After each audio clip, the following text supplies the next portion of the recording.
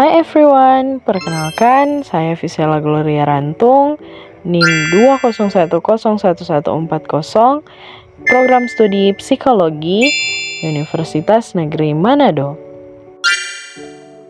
Di video kali ini, saya bakal share ke teman-teman tentang satu gangguan psikologi, yaitu Social Anxiety Disorder. Nah, apa sih Social Anxiety Disorder itu? Yuk kita bahas bareng-bareng. Gangguan kecemasan sosial atau fobia sosial adalah ketakutan akan situasi sosial yang melibatkan interaksi dengan orang lain. Singkatnya, bisa dikatakan bahwa orang dengan gangguan kecemasan sosial memiliki ketakutan secara berlebihan terhadap situasi sosial. Contohnya seperti berinteraksi dengan orang lain atau tampil di depan banyak orang.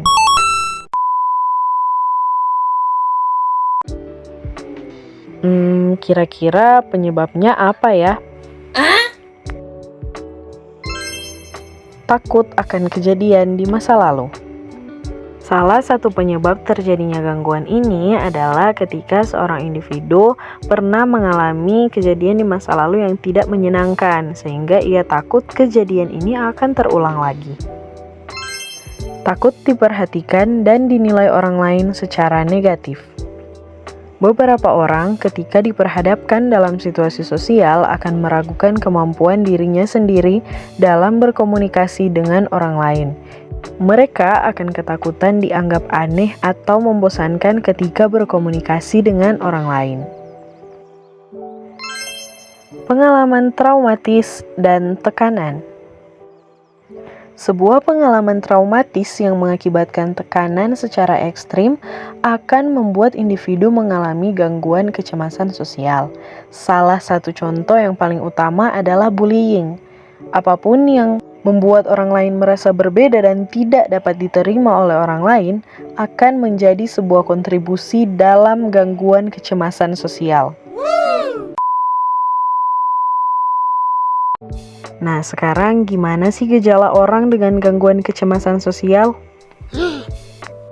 Yang pertama, gejala fisik seperti berkeringat, gemetaran, jantung berdebar cepat, sakit perut dan mual, pusing, ketegangan otot, serangan panik, dan gagap.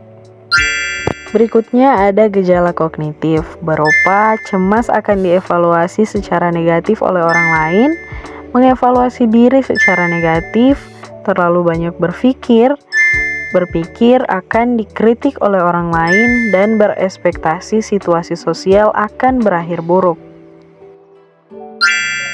Yang terakhir ada gejala perilaku, yang ditunjukkan dengan tidak berbicara kepada siapapun dalam situasi sosial, menghindari tempat publik, bergantung kepada keluarga, teman, dan orang yang dipercayai, dan meninggalkan situasi sosial secepat mungkin.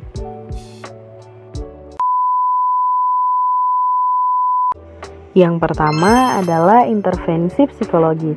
Intervensi psikologis itu sendiri merupakan metode pengobatan yang bermaksud untuk menghilangkan atau menyembuhkan sebuah gangguan.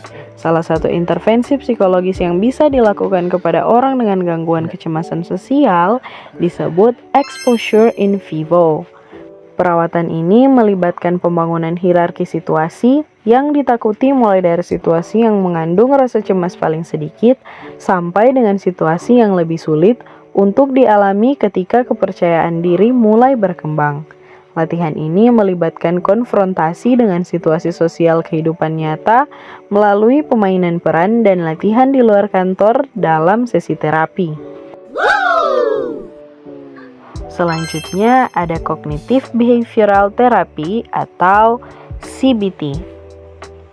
Dalam terapi ini, terapis bisa membantu orang dengan gangguan kecemasan sosial untuk merubah pikiran mereka yang negatif menjadi pemikiran yang sehat dan positif. Selain terapi, resep obat yang diberi oleh ahli psikiater juga bisa membantu penderita untuk menenangkan diri. Sayangnya, obat resep dipandang buruk oleh masyarakat karena penyalahgunaan obat resep yang kadang berakhir dalam kematian. Tetapi masalahnya bukan pada resep obat yang diberikan, namun pada pengguna yang menyalahgunakan tanpa resep dari psikiater dan digunakan secara ilegal. Selanjutnya adalah self-help. Dianjurkan untuk orang yang memiliki gangguan kecemasan sosial adalah untuk melawan pikiran yang negatif. Misalnya, ketika orang dengan social anxiety disorder akan melakukan sesuatu dan mulai berpikir bahwa orang lain akan menilai secara negatif, dianjurkan untuk menanya diri sendiri apakah orang lain akan benar-benar menilai secara negatif atau semuanya hanya ada dalam pikiran sendiri. Oke teman-teman, jadi itu pembahasan singkat kita tentang social anxiety disorder. Saya harap kita semua bisa belajar bareng-bareng dari video ini. Jangan lupa untuk selalu mencintai diri kita sendiri, terlepas dari apapun yang sedang kita rasakan atau yang sedang kita alami. Semoga video ini dapat bermanfaat buat kalian semua, and thank you for watching.